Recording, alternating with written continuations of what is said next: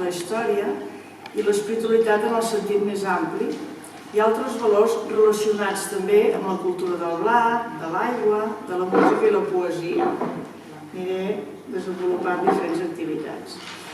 A veure, la majoria que esteu aquí suposo que sabeu que soc de Bellpuig, que és una masia gairebé mil·lenària, amb molta història, i que la meva família sempre hi ha viscut i portem el nom de la casa des de l'inici.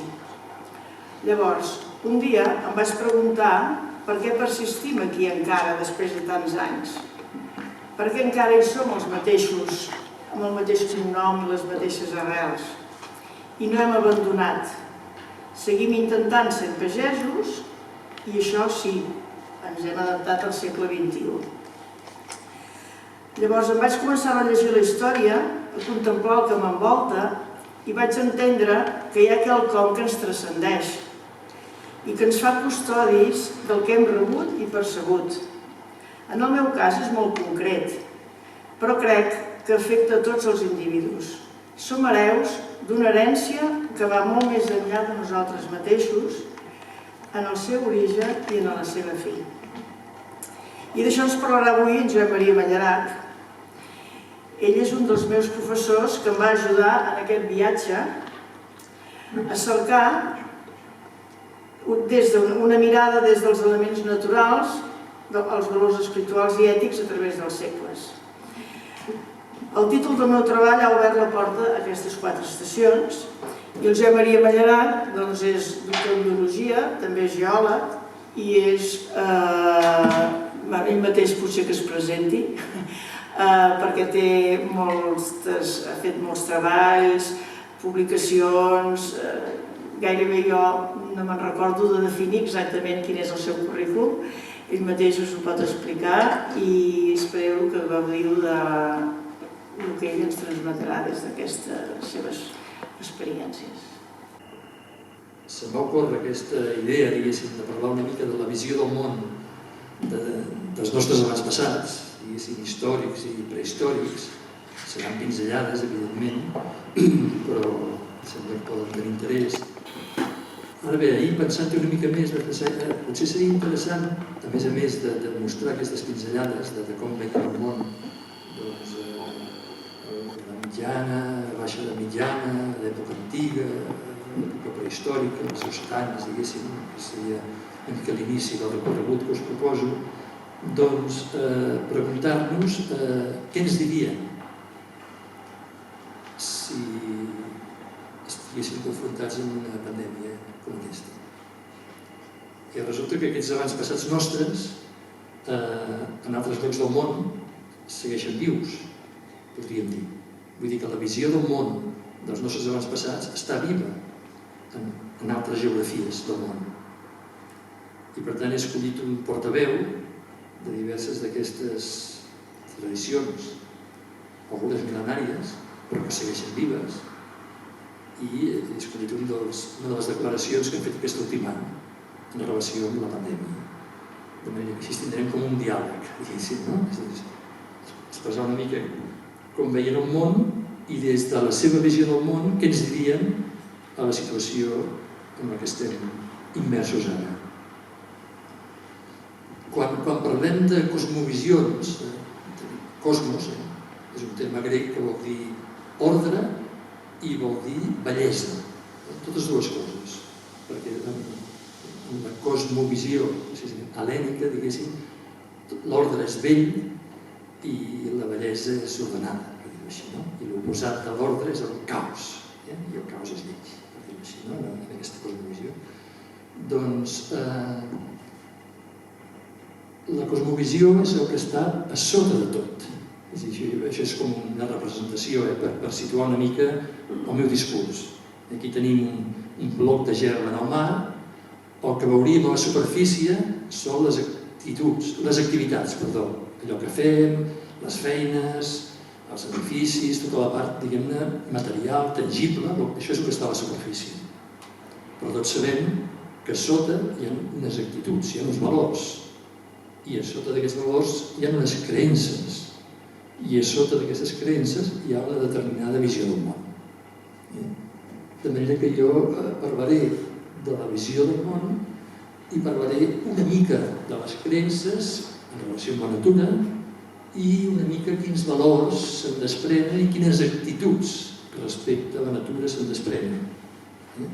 Però partint d'això d'aquí baix, per dir-ho així, no tant mirant la superfície, sinó les motivacions més profundes. Per tant, és l'àmbit, diguem-ne, de la consciència i dels vincles amb la realitat en el sentit més profund del terme. Quina consciència tenim de ser reals nosaltres o d'allò que és real, sigui tangible o sigui intangible. L'àmbit de la cosmovisió. En canvi, les creences és més l'àmbit de la religió, de la filosofia, de la moral, de l'ètica. Encara que l'ètica moltes vegades també, podríem dir, i la moral continua en els valors. Fixeu-vos que en aquesta situació que vivim, les mesures que s'han impulsat, diguéssim, estan totes a dalt de tot. Són distàncies, mascareta, confinament municipal, confinament comarcal. Evidentment que aquí hi ha uns valors sobre, però vull dir que totes les mesures de caire reactiu per prevenir la difusió de la pandèmia estan a la superfície. Aquest breu viatge anirà des de la prehistòria, la prehistòria més recent, fins a l'edat mitjana, més o menys. Per què? Perquè a partir de l'edat moderna, podríem dir, tenim tan proper que sembla que no cal ara parlar-ne.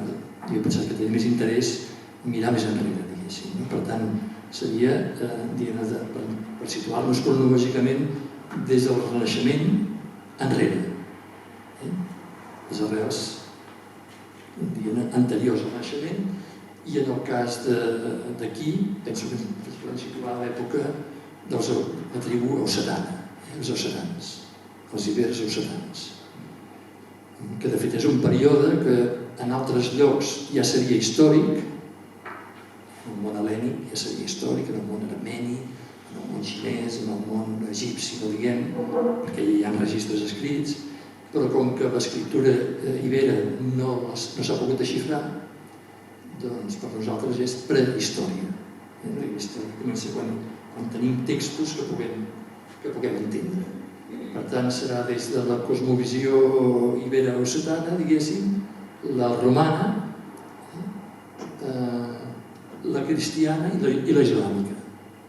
La islàmica aquí va tenir una durada comparativament, diguéssim, petita, va ser present, naturalment, cap al sud de Catalunya i cap al País Valencià, va tenir molt més, va perdurar molt més, però he pensat que tenia interès de posar-la també perquè, de fet, encara hi dialoguem, per dir-ho així, encara hi ha presència també contemporània, sobretot de migrants que han vingut aquí, i per tant té interès de conèixer una mica com veuen la cosmovisió islàmica.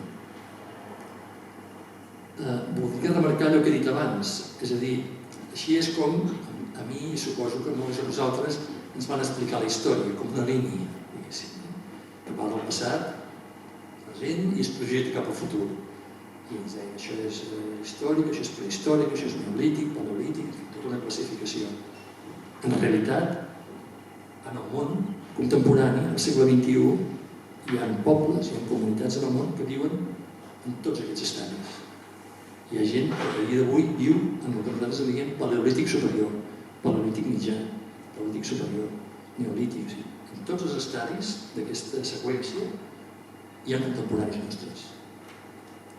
I ho dic perquè a l'hora de fer reconstruccions del passat, a partir de les restes arqueològiques que trobem en el passat, una altra manera d'abordar-ho és mirar a dia d'avui en quin lloc del món hi ha pobles, hi ha comunitats que tenen aquest tipus de tecnologies o d'estris o d'eines i anar a parlar amb ells. És tan senzill com això.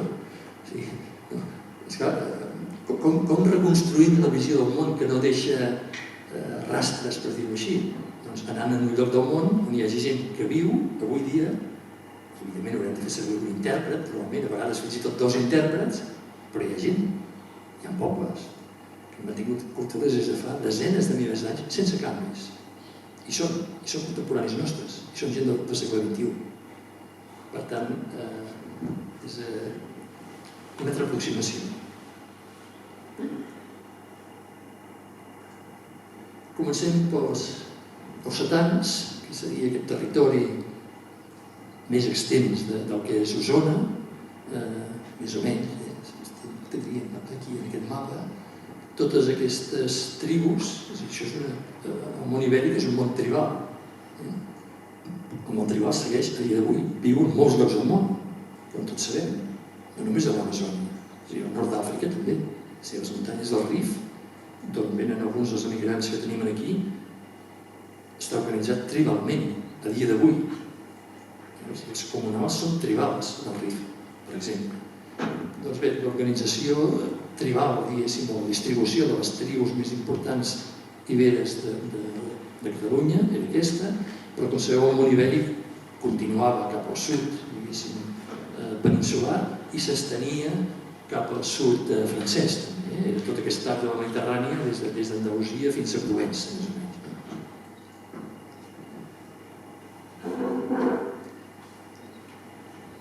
Cronològicament estaríem entre el segle VI, més o menys, abans de Crist, i el segle I abans de Crist, més o menys en aquests 500-600 anys.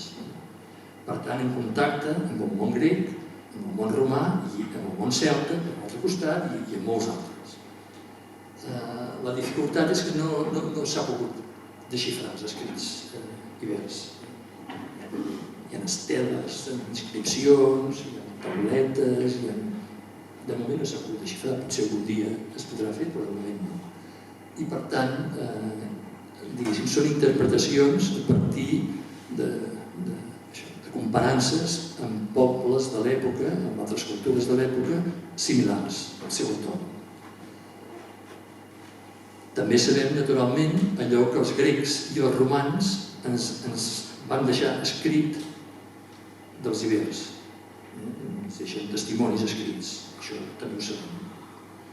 Tenim moltes restes arqueològiques, com tots sabeu, aquí a la comarca n'hi ha moltes, d'Iberes i a tot Catalunya, i això ens fa veure que la seva cosmovisió, la seva visió del món, era força semblant a la d'altres pobles de la Mediterrània en aquest moment. Aquí s'ha fet una cosa.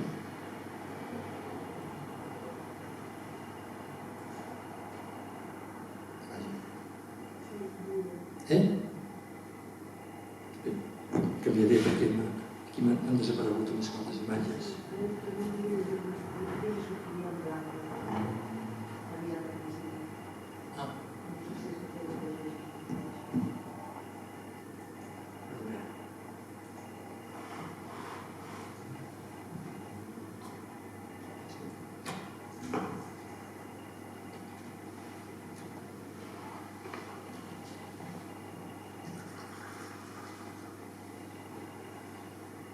A veure si així aconseguim que apareixi tot.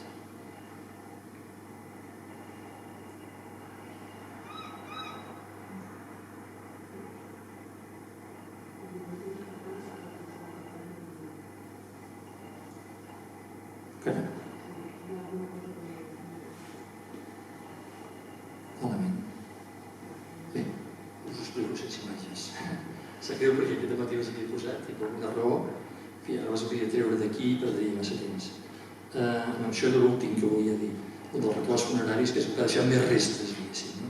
Però abans, és a dir, la cosmovisió ibera era una cosmovisió on el món terrenal, el món de la gent, estava en relació permanent amb un món celestial i amb un inframón. I tant en el món celestial com en l'inframón, el món que estava per damunt com el que estava per sota del món dels vius, hi havia multitud d'éssers invisibles, però que es materialitzaven, es deixaven veure, per dir-ho així, o amb els quals establien vincles a través dels rituals. I, per tant, era una cosmovisió, diguem-ne, politeïsta, amb una gran quantitat de mediacions, per dir-ho així, d'intermediaris, insisteixo, tant envers el món de dalt com envers el món de baix, i aquestes mediacions, unes no eren personalitzades i altres eren personalitzades. Unes es personalitzaven amb plantes o amb animals, altres es personalitzaven amb formes humanes, una mica com en el món hel·lènic també. I dels que es personalitzaven en formes humanes, diguéssim, les divinitats en formes humanes, les que eren preponderants eren les femenines. I ens ha quedat tota una estatuària extraordinària de dames, en diuen, o deeses, diguéssim, molt sovint amb trons sedents, diguéssim, que de fet estilísticament, diguéssim, continuen en les majestats, perdó, en les madones romàniques, diguéssim, tipus Mare de Déu de Montserrat, per entendre's. Aquestes imatges femenines amb el nen sovint assegut a la seva falda i presidint des d'un tron. Aquestes eren les imatges més importants personificades. També hi havia deïtats masculines, no tan importants i menys dominants, per dir-ho així, i les deïtats masculines es representaven normalment en lluita contra monstres. Gairebé sí. Perquè ells percebien, o en la seva cosmovisió, diguéssim, un poble guerrer, això també s'ha de tenir present, molts conflictes entre tribus, i sabem que els pobles tots estan fortificats, en fi, hi ha quantitat d'armes en tots els eixovars, en tots els enterraments, un poble que va estar gairebé sempre en conflictes, no sabem si molt greus o no, però hi van ser. I en tot cas, diguéssim, la idea, o sigui, en la seva cosmovisió, el manteniment de l'ordre i de la seva societat demanava aquest esforç combatiu, per dir-ho així, permanent, per mantenir aquest ordre. I aquesta era la funció més masculina. I la funció de la societat, perquè sempre s'estableix aquesta analogia, per dir-ho així, era més la de presidir, era la de regir, per dir-ho així. El que ens ha quedat més, on tenim més restes d'aquesta cosmovisió és en les necròpolis, que en diuen, en els enterraments, que n'hi ha moltíssims. I hi ha uns enterraments de la noblesa o de l'aristocràcia i després hi ha enterraments de la societat menys mitjans. I hi ha moltíssima diferència entre les restes que es troben en un lloc o en un altre, cosa que mostra una societat estratificada, diguéssim, com a mínim en aquestes dues classes diferents. Què és rellevant en relació amb la natura? És rellevant el fet que, a més d'això que us he dit, la seva visió de l'espai i del temps és una visió mítica, nosaltres en diríem mítica, simbòlica. És a dir, els elements, la pedra, l'arbre, la cova, la font, el que sigui, tots aquests elements no són només allò que nosaltres diríem que són, sinó que tots tenen tots aboquen, diguéssim, o tots estan vinculats amb altres components, sigui del món de dalt, sigui del món de baix. És a dir, hi ha com una relació permanent entre els elements naturals del món terrenal i els elements celestials i els de l'inframón. I això s'observa molt bé en la distribució dels poblats, dels castells, dels santuaris, tant els que estan dins de les viles iberes com els que estan en espais rurals. El món iber era un món agropastoral.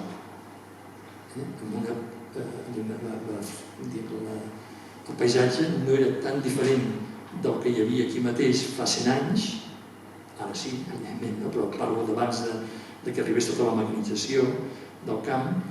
El que hi havia era una proporció més gran de boscos i la relació entre pastura i conreu hi havia més pastura i menys conreu.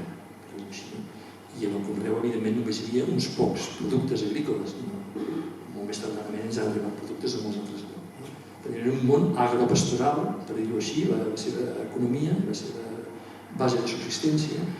I un altre element interessant és que en els camins, a les cruïlles dels camins, tenien aquestes esteles, com aquesta, tenia altres imatges per mostrar-vos, però no han pogut aparèixer, tenien aquestes esteles amb inscripcions, a vegades amb gravats també, que això és anàleg en el món hel·lènic i en el món romà.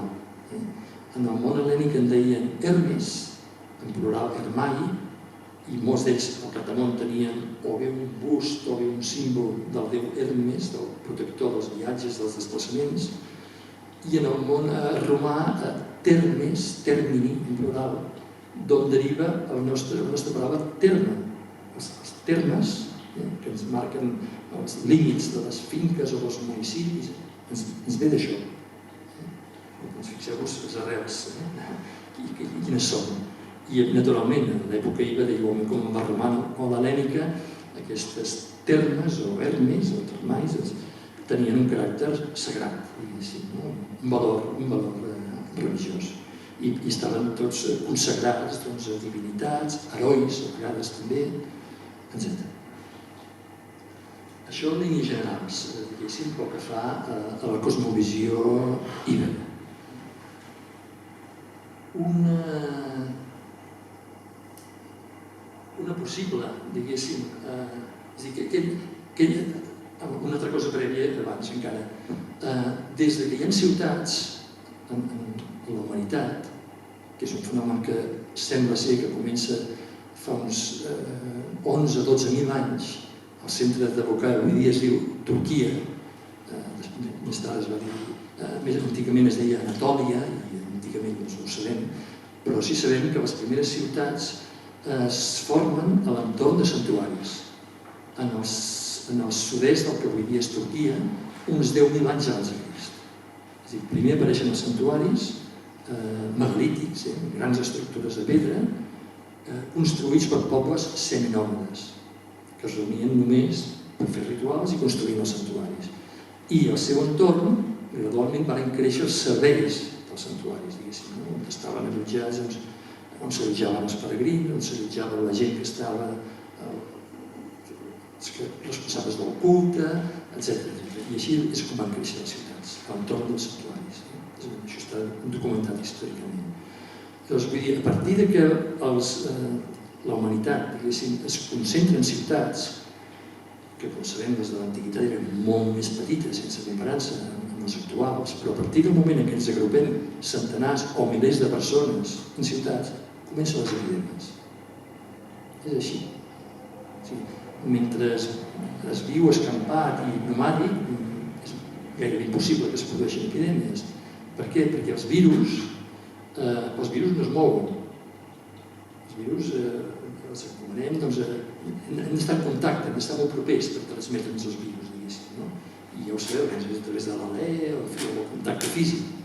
Perquè ells no es desplacen, no tenen potes, no tenen ales, no tenen res d'això. De fet, científicament no està clar ni que siguin organistes, són com fragments, és la unitat fragmentària més petita vivent existent, diguéssim. Les epidèmies comencen en les ciutats. I per tant, en les nostres arrels, en la nostra història i prehistòria, sempre hi ha hagut epidèmies, sempre, periòdicament.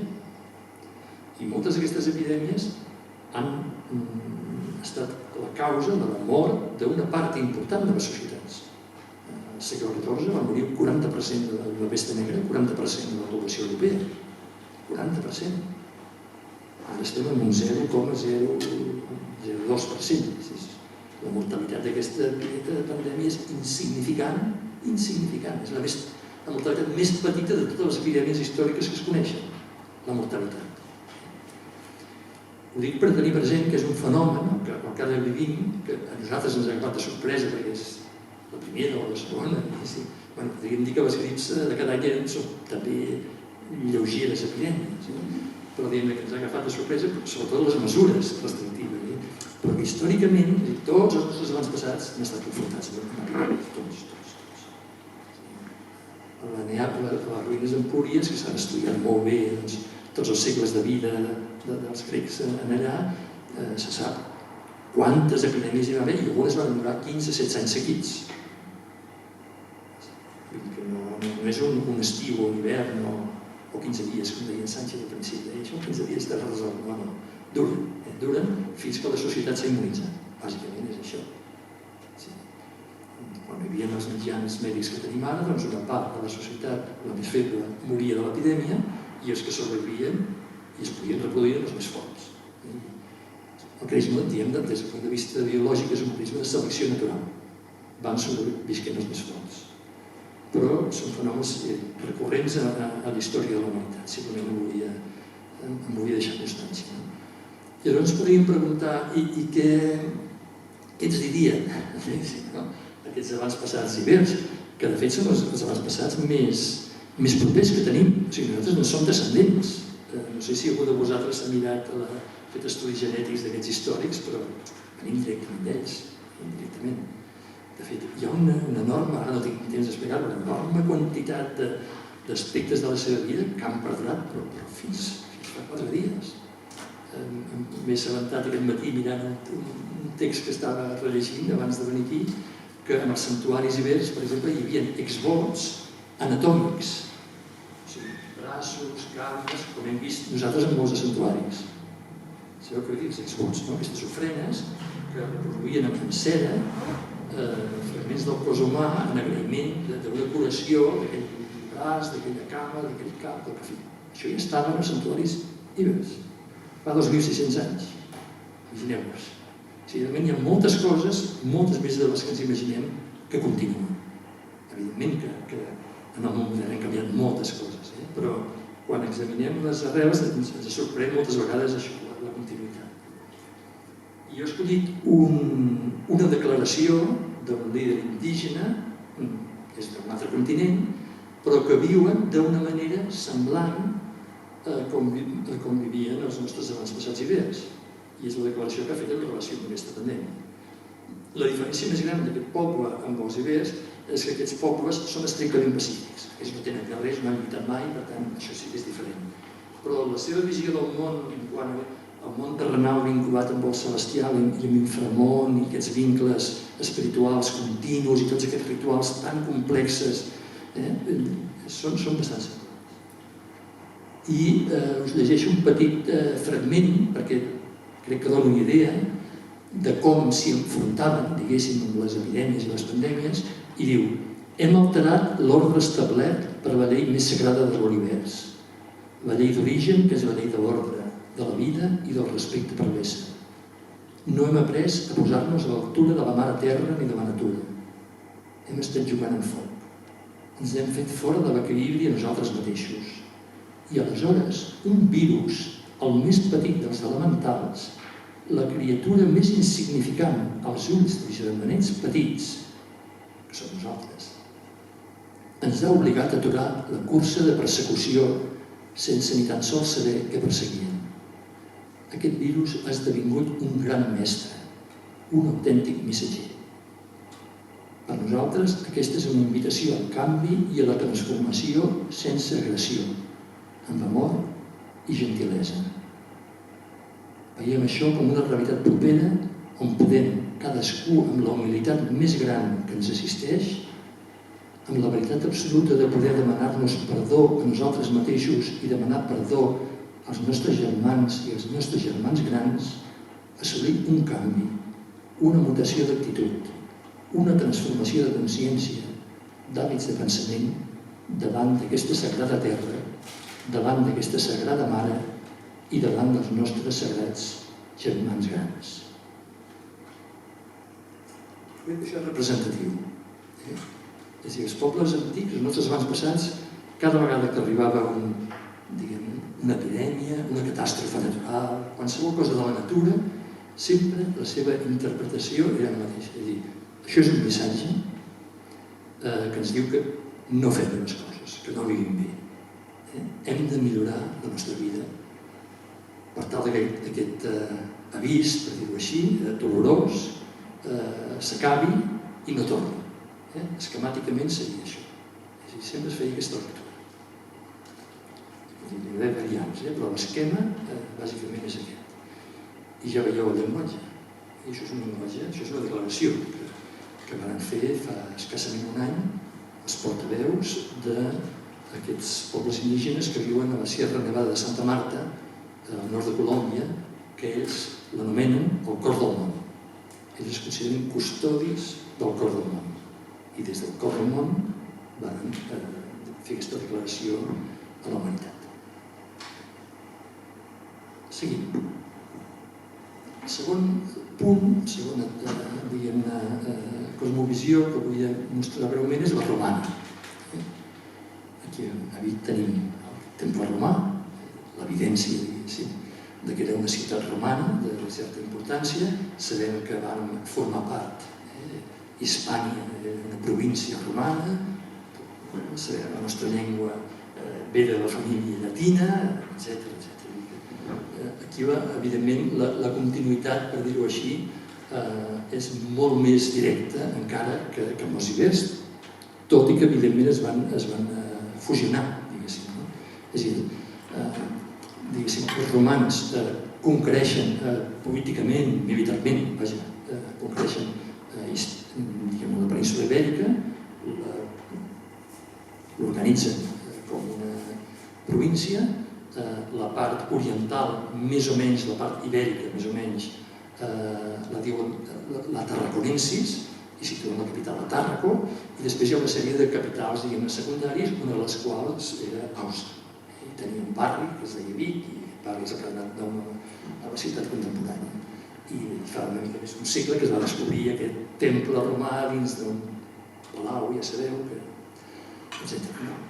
La cosmovisió romana és de la mateixa família que la íbera, que l'hel·lènica, i és tota una família de cosmovisions que es connecta directament amb la hindú. Per això es diuen indoeuropees.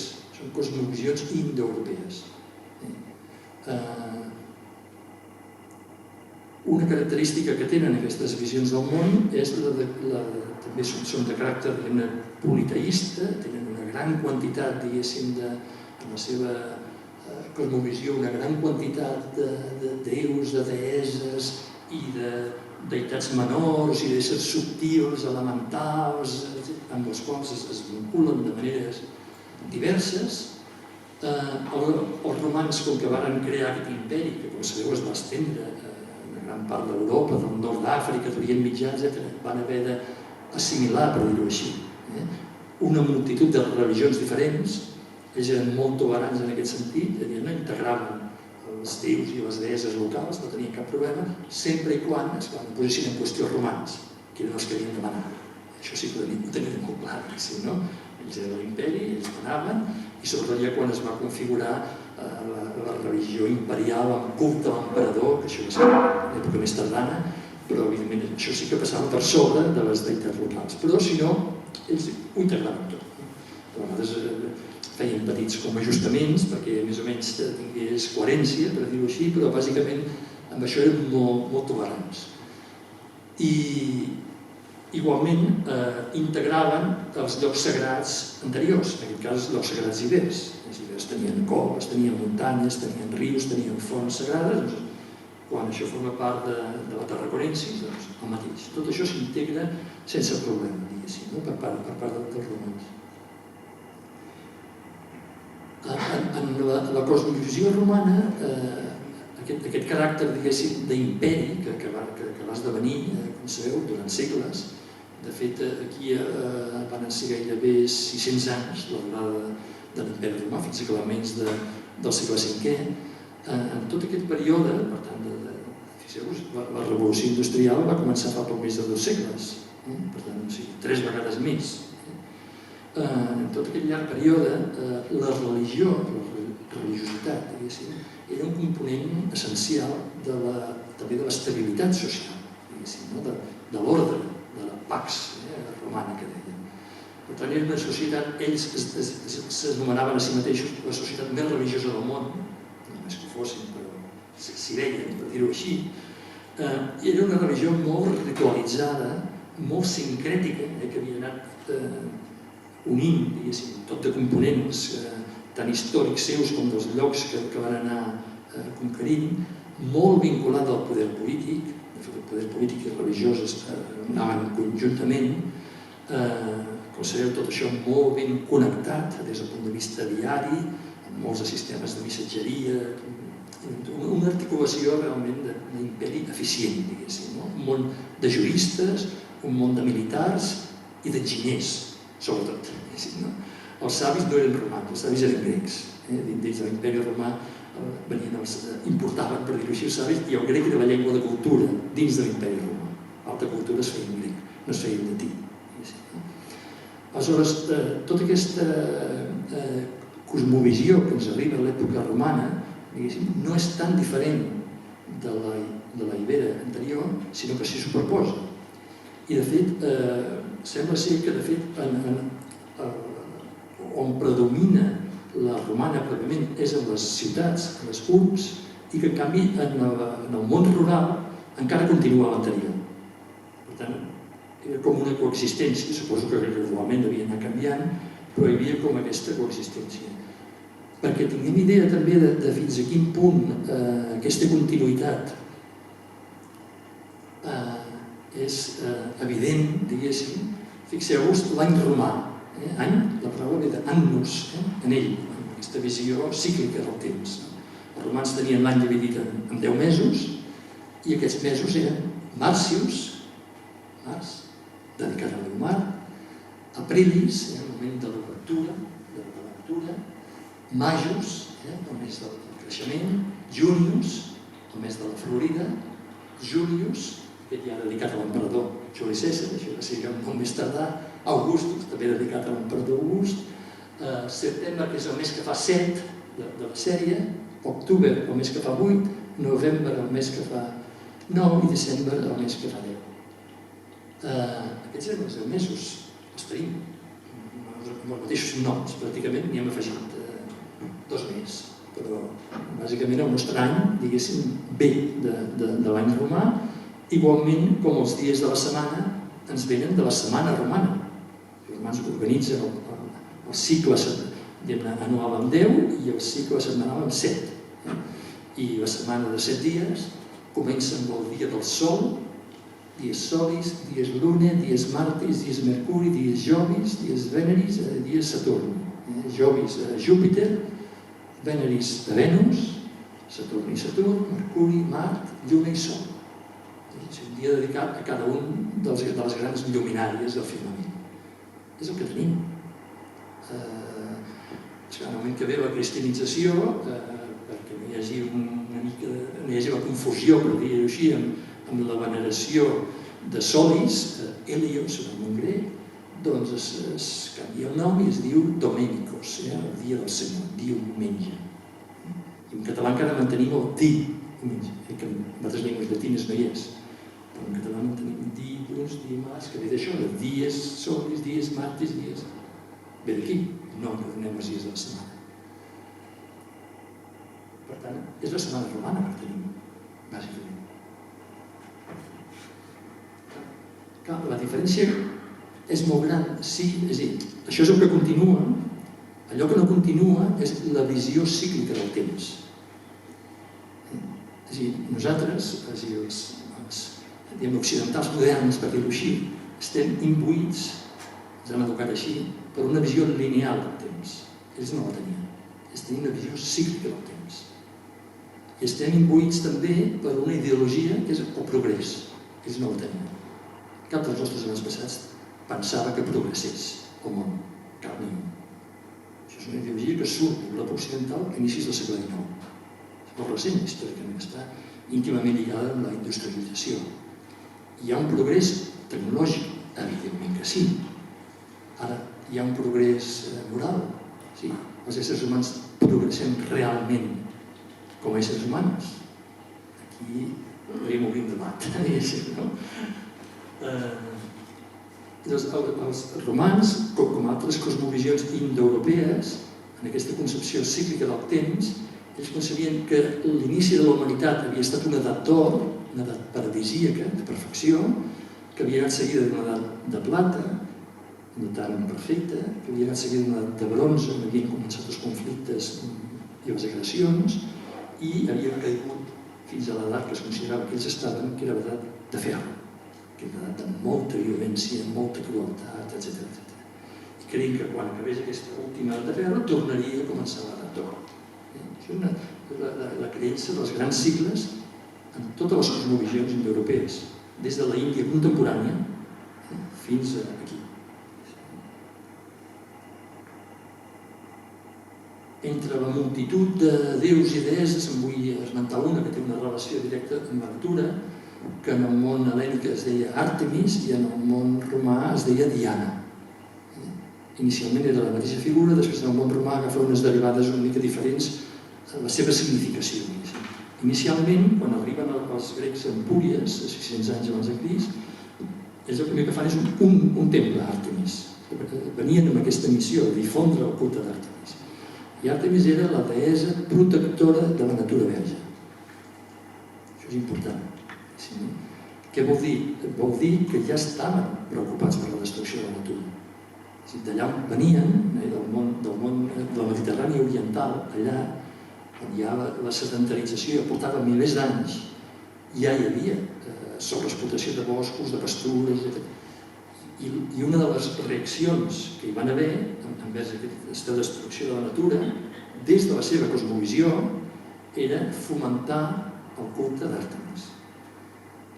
Per què? Doncs perquè Àrtemis, això és una imatge romana, diguéssim, tardoromana, Àrtemis era aquesta guardiana, aquesta protectora de la natura, que castigava, no anava per la via, diguem-ne, de l'educació, de la conscienciació, no, anava per la via del càstig, fulminava en els que maltractaven la natura, els que agredien, els que mataven sense necessitat, o mataven, no sé, femelles prenyades, o, en fi, tot això estava codificat, però hi havia tota una sèrie d'actes que es consideraven transgressions i aleshores Àrtemis o Diana fulminava.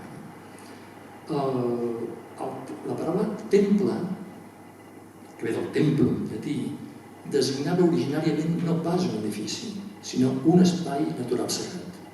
En aquests espais naturals sagrats va arribar un moment que s'hi van construir edificis, moltes vegades, fins i tot en les fonts, que moltes fonts eren considerades sagrades a l'època romana, sobretot, molt especialment les fonts termals. Les caules totes tenien santuaris, amb culte a les nimfes, protectores de les aigües, etc. Aleshores, el temple, diguem-ne, l'edifici, era un lloc on, ja dic, més tardanament es van començar a agrupar les ofrenes o hi havia una imatge representativa, etc. Però el concepte de temple era més un espai natural sagrat. I potser també estaria bé recordar que la paraula contemplació ve d'aquí, de contemplum, d'estar en el temple o davant del temple. És una actitud, diguéssim, que està com impregnada de reverència.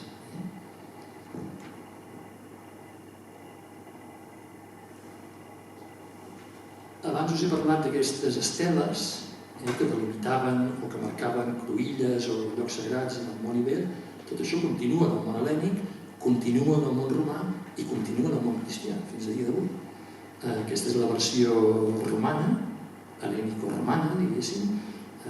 Normalment ja veieu la més ben tallada a la pedra, sovint amb un bust a dalt d'algun heroi o d'algun déu o deessa, depèn dels casos, normalment masculí en aquest cas, i la funció que tenien, o que se'ls atribuïa, era una funció protectora, sobretot. Com antenes, per dir-ho així, on l'influx d'aquesta divinitat podia connectar i des d'allà protegir. Bàsicament era això.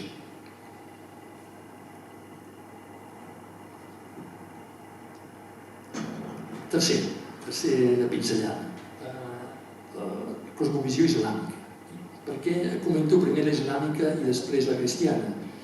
Doncs perquè, com sabeu, el cristianisme aquí arriba a l'acabament de l'època romana, però queda molt limitat, pel que sembla, pel que tinc entès, en algunes ciutats del litoral. I després, al segle V, quan col·lapsa l'imperi romà i ens arriben tots els pobles visigots o estribals, que arrasen i desmunten tot el sistema imperial. I durant uns quants segles, ells escrivien molt poc, hi ha molt poca documentació, són aquests segles que hi ha tan poc registre històric, en realitat. Només fins al segle IX que no tornem a tenir registre històric de l'època carolíngia, a la Catalunya vella. Però abans, a inicis del 8, ha arribat l'islam. I aquesta part de Catalunya, i sobretot la part més sud, s'integren a l'Àndalus, que és una altra visió del món, que és una altra cultura, que vull comentar breument abans de la cristiana que serà l'última.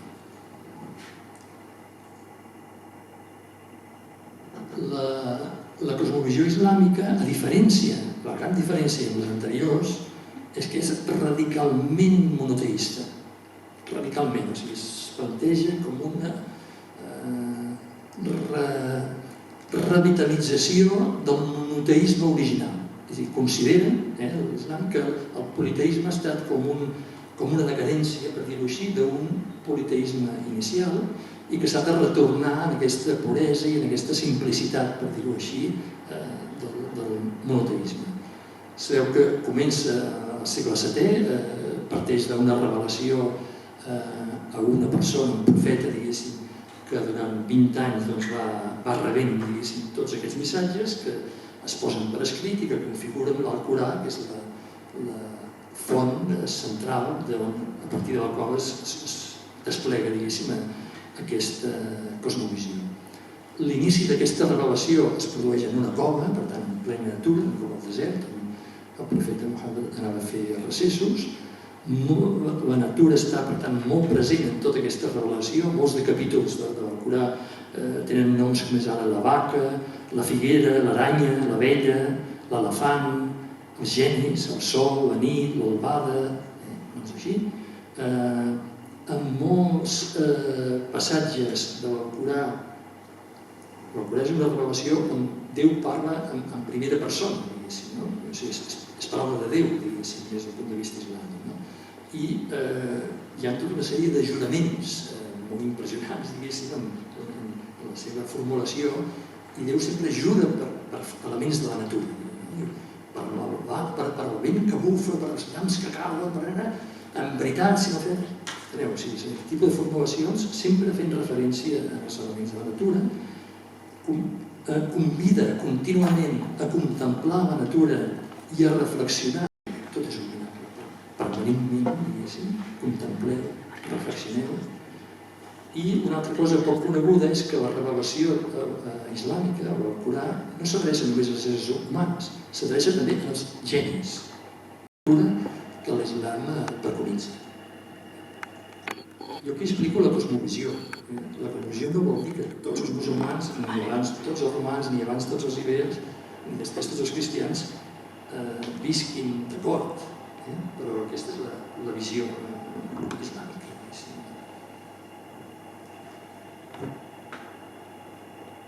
Per exemple, una dita del profeta, a més de l'Alcorà hi ha tota una sèrie de reculls de paraules del profeta Muhammad. Una diu, els éssers creats són servidors de Déu, la criatura més estimada de Déu és la que serveix treballant pel bé comú de tots.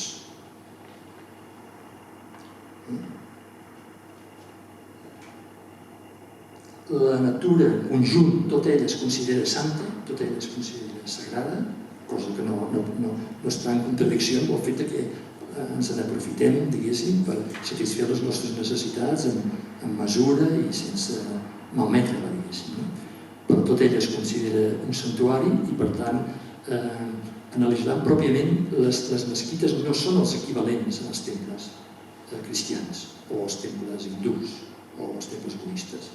És un espai, diguem-ne, de conveniència per trobar-se, per reunir-se, però qualsevol espai natural és òptim per fer tots els rituals musulmans. I, de fet, l'exemple del profeta i dels primers temps era fer-ho tota la natura, es feia tot en plena natura.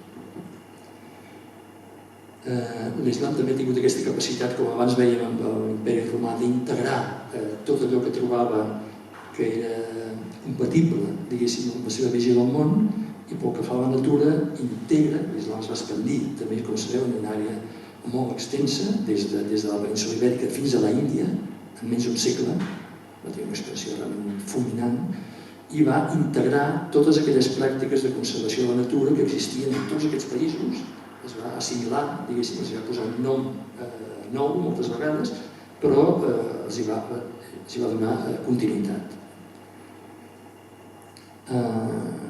Per tant, l'ésser humà com es concep? Doncs es concep com un representant de Déu a la Terra, investit de la responsabilitat de custòdia.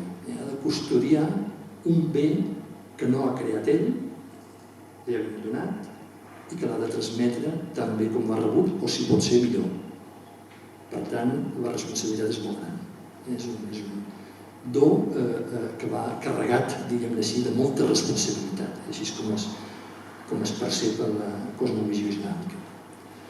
I a la història de l'islam i de les ciutats islàmiques, lògicament també hi va haver epidèmies periòdicament, doncs què ens diria des de la cosmovisió islàmica? He agafat el testimoni d'una autoritat islàmica contemporània d'origen iranià, Seyyid Hossein Nasr, en les declaracions que va fer fa pocs mesos. I diu: les persones religioses, amb independència de quina sigui la seva religió, han considerat tradicionalment les calamitats d'aquest món com avisos, càstigs o signes divins per desvelar-nos. L'Alcorà està ple de referències en les quals les desgràcies o calamitats adverteixen del caràcter transitori d'aquest món, del caràcter efímer de les riqueses o del poder de les civilitzacions. Per tant, els desastres i les calamitats són modalitats de gràcia que en sentit negatiu espanten, però que en sentit positiu poden ajudar a una conversió. Són, doncs, una invitació a la humilitat. Fixeu-vos que va molt per allà mateix, unes paraules una mica diferents, però molt per allà mateix del que ens deia des d'una cosmovisió completament diferent. Pobles indígenes. Què he comentat? Vaig per l'última, la cosmovisió cristiana. El cristianisme té una història més llarga que l'islam, com sabem tots. Es configura al segle VII, el cristianisme des del segle I, però és veritat que no arriba a configurar una civilització cristiana a Europa fins a l'entorn de l'any 1000. En aquell moment és quan tota Europa, per dir-ho així, esdevé cristiana i quan realment es desplega una civilització cristiana. Per tant, jo em centro en aquest període, diguéssim, medieval, per dir-ho d'una manera així molt concreta, l'època que Sant Francesc passa per aquí, per Osona, per Catalunya i per molta part de Sant Llocs, com a peregrí. Tenim el brodat de la creació, que es conserva a la catedral de Girona, que de fet, comentant aquest brodat, ja podria explicar tota la cosmovisió cristiana, perquè aquí està tot representat en clau simbòlica. Però com que la tradició cristiana, com sabem, sorgeix de la tradició jueva, i en la Bíblia hi ha l'Antic Testament, que és la part més extensa, i després hi ha el Nou Testament, que és la part més breu de l'acabament, vull dir 4 coses de cada una. Aquesta cosmovisió es fonamenta, per una banda, en les escriptures sagrades, que és tot aquest conjunt de llibres que formen la Bíblia, dels quals la major part estan escrits en hebreu, tot l'Antic Testament. I una petita part, el Nou Testament, està escrit sobretot en grec, amb el grec koiné, com deien, el grec internacional de l'època, que era la llengua franca a la Mediterrània. En hebreu, igualment com en àrab, els verbs no es poden conjugar ni en futur ni en passat, només en present.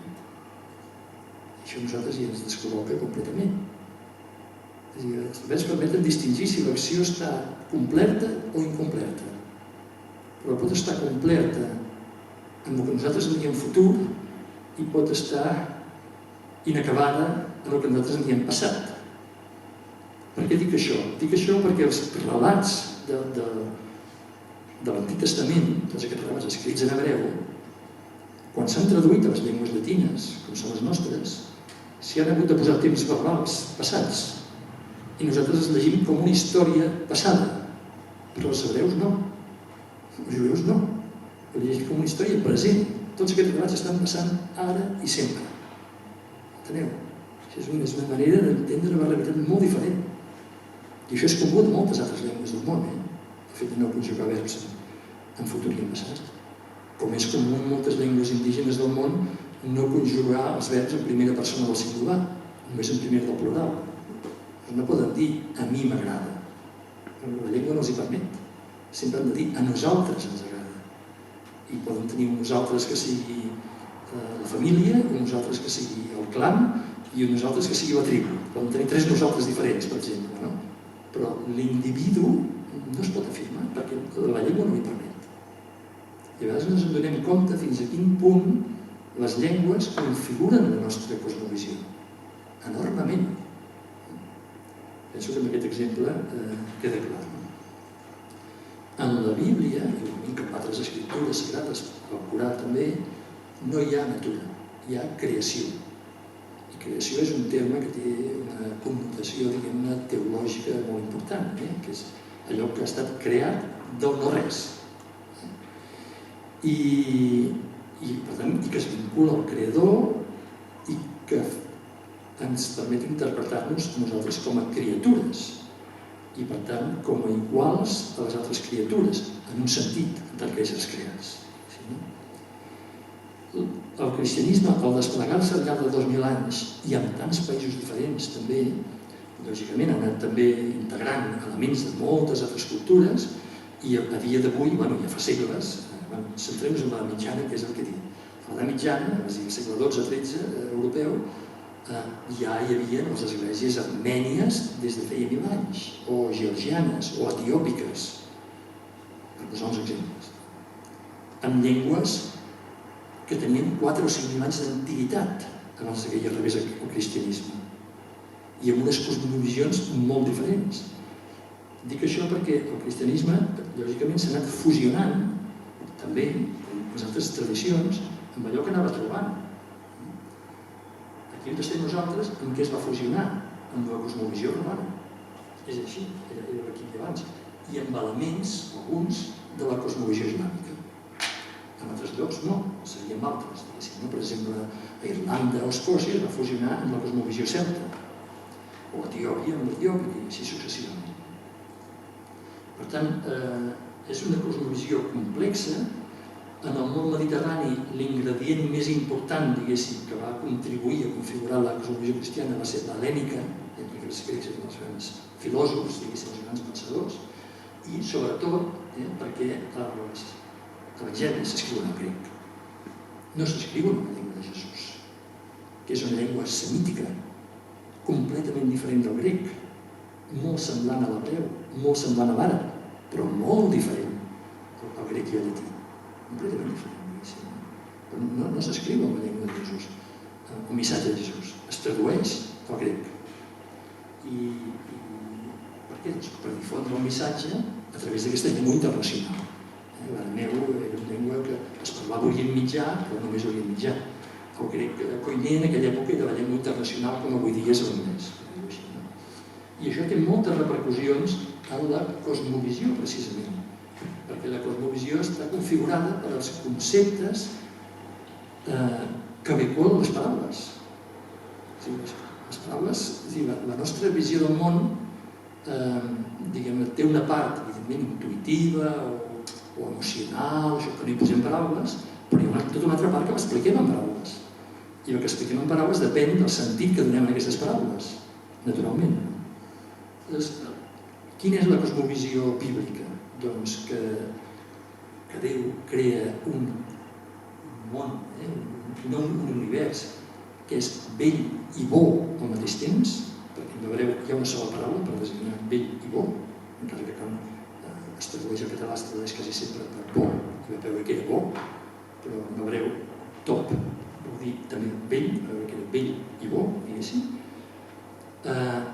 Totes les criatures, diguéssim, pertanyen al Creador, per tant, totes tenen aquesta vàlua intrínseca, totes les criatures glorifiquen el Creador, nosaltres som també criatures, ens parla també d'una caiguda espiritual dels àngels i d'una caiguda espiritual de la humanitat, en aquest relat del Gènesis, diguéssim, que comporta l'expulsió d'aquest estat paradisíac que equivaldria, en les altres cosmovisions que dèiem europees, a l'edat d'or. En un moment donat vam sortir fora de l'edat d'or i van començar les penalitats i les tribulacions. Hi ha dos relats del Gènesis, que són els que configuren la cosmovisió judeocristiana. En un relat, en la traducció a llengües llatines, es parla del domini, que Déu dona domini a la humanitat sobre la creació, però en l'altre relat, i són dos diferents, diu que Déu va posar Adam i Eva en el jardí de l'Edén perquè en tingués cura, diu la traducció catalana, i el treballés. Però quan anem a l'original hebreu, la paraula que fa servir, abad, de fet és servir, perquè servís en el sentit d'estar al servei de. Per tant, són com dos relats contradictoris, per dir-ho així. Un diu que té domini i l'altre diu que ha d'estar al servei. Com es conjunta això? Al llarg de la història, lògicament, hi ha hagut moltes reflexions i interpretacions, però també és un fet inqüestionable que hi ha hagut com derivades per un costat i per l'altre, per dir-ho així.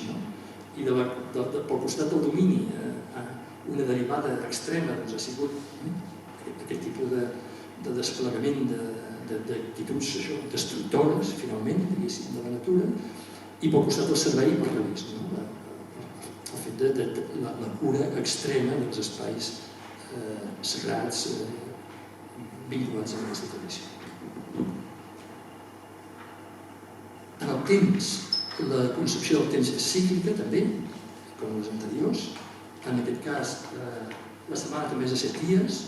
El dia de descans de la tradició jueva, com sabem, és el sàbat. A la tradició cristiana es canvia i és el diumenge, justament per distingir-se, diguéssim, però és el mateix. O sigui, un dia de cada 7 es dedica al descans. I després hi ha el concepte de l'any sabàtic, és a dir, que l'any que fa 7 dels cicles de 7 anys és un any de descans, però no només pels éssers humans, també pels nostres animals domèstics, també pels nostres camps de conreu. S'han de deixar un any en guaret, tenen dret al descans, com nosaltres. Això són preceptes bíblics, que hi ha jueus i ortodoxes que els compleixen, diguéssim. I després 7 per 7 és el gran any, diguéssim, que permet que el que fa 50, si per 7 és 49, el que fa 50 és el jubileu. I el jubileu és com, en el llenguatge informàtic diríem el reset. És el moment en què torna a començar tot de nou i el temps es regenera. I què vol dir? Vol dir que quan arriba el jubileu es perdonen tots els deutes, a l'època que s'alliberen els esclaus, en fi, es torna a començar de nou. Bàsicament és una forma, diguem-ne, de resoldre les injustícies que s'han anat enquistant en molts anys i no s'ha pogut trobar una altra manera, doncs l'any que fa 50 es resol així, diguem-ne, espiritualment.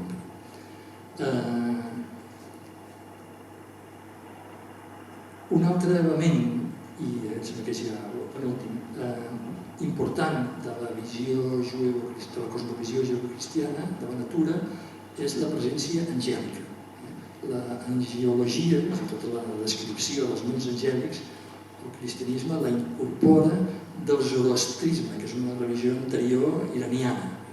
Incorpora tota aquesta tradició que aquí va representada en un gravat medieval de Sant Hildegarda, tots els cercles angèlics, i en la litúrgia tant jueva com cristiana no es considera que sigui una litúrgia humana només, com l'Eucaristia i altres, sinó que és humana i angèlica, amb els àngels, arcàngels, querubins i serafins, és a dir, aquests 4 primers nivells angèlics. Hi ha tota una doctrina, que ara no la tenim, per exemple, però ja la teníem claríssima, dels vincles de diversos mons angèlics amb la natura. Els àngels són els que regeixen també tots els fenòmens naturals. Hi ha àngels amb funcions específiques per totes aquestes funcions. Francesc de Ximenis, un autor català, franciscà, nascut a Girona, però que gran part en el Regne de València, té un enorme tractat sobre els àngels. Una síntesi, diguéssim, centenars de pàgines. Vull dir que era una cosa que era important en la cosmovisió medieval, tota la presència angèlica en el cosmos. I en relació amb aquesta presència, la munió de rituals, sobretot de benedicció, a vegades també de protecció o d'imprecació, els salpars per beneir les cases, la benedicció del terme, la benedicció dels animals. Això, en l'església llatina moderna, s'ha anat reduint fins quasi bé desaparèixer. A les esglésies cristianes orientals es manté com fa 1.800 o 1.700 anys, sense canvis. Hi ha una gran quantitat de rituals, diguem-ne, còsmics en la tradició cristiana. A l'època de Sant Francesc, a la que m'he referit abans, quan Sant Francesc passa per aquí, Sant Francesc ja ho sabeu, és un home que venia de la classe rica, adinerada, comerciant d'Assís, que ho deixa tot i que renuncia a tot i comença una vida de poverello, de mendicant. I era tan carismàtic que el van seguir en vida milers de joves. I he parlat amb historiadors que coneixen aquest període a Catalunya i em va ser una cosa que diu les famílies riques, sobretot les riques, diguéssim, tenien por i tancaven en clau els hereus perquè no ho deixessin tot i s'anessin al rei de Sant Francesc, perquè era irresistible en aquell moment.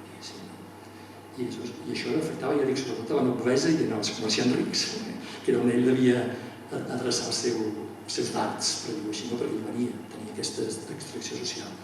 I ell era un home que estava enamorat de la natura, aquesta sempre, ja ho sabeu, parlant amb molts ocells, parlant amb molts llops, en fi, en aquest estat de comunió, un estat, podríem dir, en certa manera, en aquesta perspectiva paradisíaca, per dir-ho així, d'alguna forma.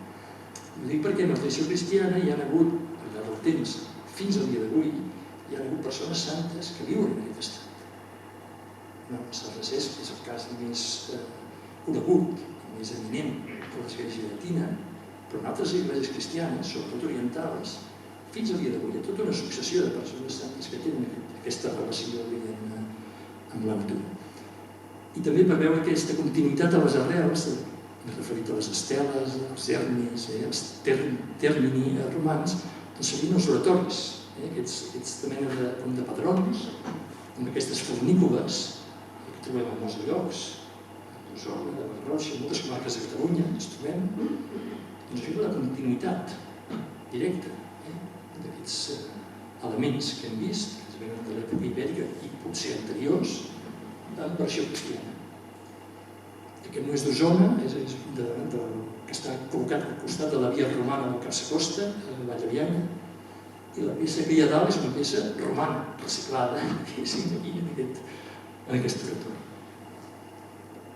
Per tant, la majoria ocupen els llocs que han estat els seus antecessors.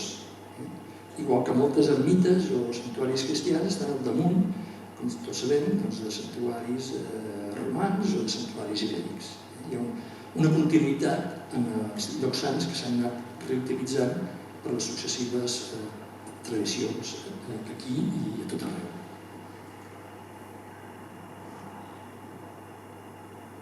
I al llarg de la història, diguéssim, del cristianisme, la successió d'epidèmies, què ens dirien també? Un testimoni des d'aquesta cosmologia. En aquest cas he agafat un testimoni de les esglésies orientals. Per què? Perquè són els que conserven més viva la tradició que nosaltres en diríem medieval. La tradició medieval cristiana, aquí ens en queda poc, en realitat. Els llocs que mantenen el gregorià, fins queden elements. Però en canvi a les esglésies cristianes orientals aquesta visió del món es manté realment sense canvis substancials. I aquest Ximandrita Zacarias diu hem de veure, això és una declaració que va fer fa pocs mesos en el context de la pandèmia, i diu hem de veure la bondat de Déu en totes les coses que estan passant ara. Els sants pares van veure la seva misericòrdia. Una epidèmia similar es va estendre a l'exèrcit egipci al segle IV i va cegar la vida de més d'un terç dels monjos. Els pares van dir llavors amb molta inspiració: Déu ha acollit les ànimes dels sants per al seu regne i no van ser trasbalsats. El Senyor mateix parla a l'Evangeli sobre els darrers dies, les proves i les afliccions que el món passarà abans del seu segon adveniment. Tanmateix, no trasplua cap tristesa ni desesperació morbosa en els seus mots. El Senyor, que va resar el jardí de Getsemaní amb una suor de sang per la salvació de tot el món, ens diu que quan veiem les coses terribles que precediran el seu segon adveniment, hauríem d'alçar el cap amb inspiració, ja que s'acosta la nostra redenció. I acaba dient, en conseqüència, però els qui es lliuren i confien completament en la providència de Déu, tot això contribuirà al seu bé. Totes les coses concorren per al bé d'aquells que estimen Déu. Aquest és el punt de vista cristià, de la tradició cristiana. No el que diuen segurament les autoritats cristianes avui dia aquí, però seria això. La resposta, per dir-ho així, seria aquesta. Donant primacia, per dir-ho així, més enllà que en la vida terrenal, i valorant les coses en funció d'aquesta jerarquia de valors. I per tant, per concloure, sembla que hem passat una mica del temps, perdona, però què podríem resumir d'aquests 4 moments, diguéssim, que he intentat després d'aquestes 4 cosmovisions?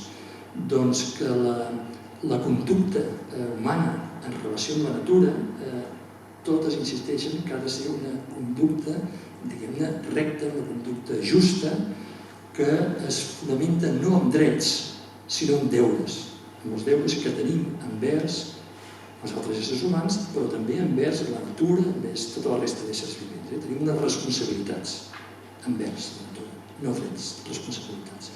Aquest és un canvi molt gran respecte a la mentalitat contemporània, que tot ho organitzem en funció dels nostres drets, del nostre interès, del nostre punt de vista, de les nostres prioritats. Per tant, aquestes 4 cosmovisions, amb matisos diferents, però totes 4 ens diuen que els éssers humans tenim uns deures morals envers la natura i que aquests vincles poden, evidentment, no és que siguin uniformes, diguéssim, poden ser més importants en uns llocs que en altres, o en unes espècies que en uns altres, o en uns dies que en uns altres, evidentment, o sigui, hi ha tot un gradient, però que també aquests deures també es vinculen amb el temps, no només amb l'espai. La cosmovisió sempre és espai i temps.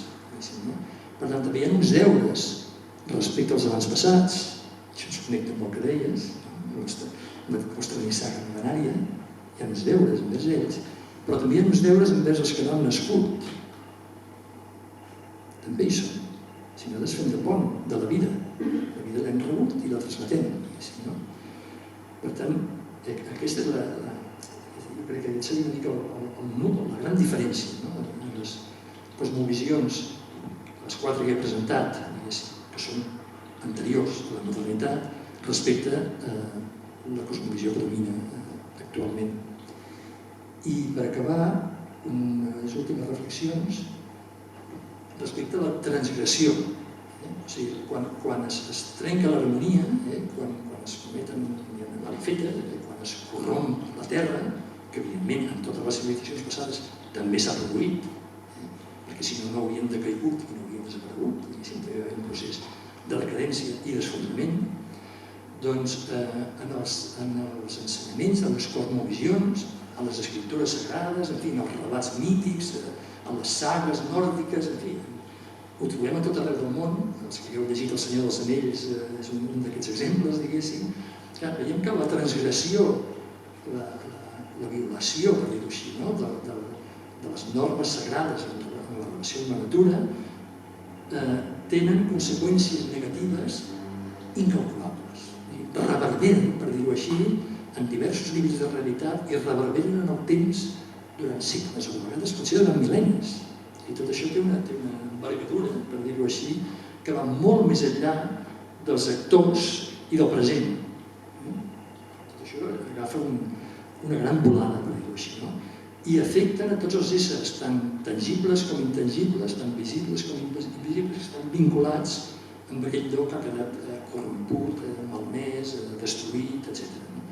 I tots els relats d'aquestes tradicions i de moltes tradicions orals